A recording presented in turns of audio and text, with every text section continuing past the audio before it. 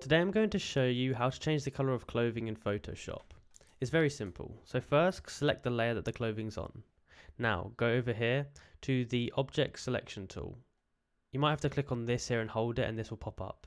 There you go. So now you can click on this girl and select the clothing.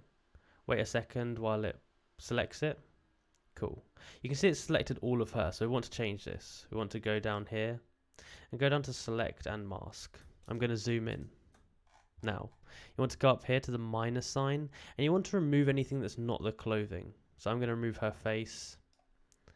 And you would spend more time doing this, but I'm going to do it quickly just to show you. So, now what this has done, it's removed that from the mask and it's only selecting the clothing. We're going to do right click, layer via copy. Now this, I've already got a preset example here. This will have made a new layer with just the clothing on it.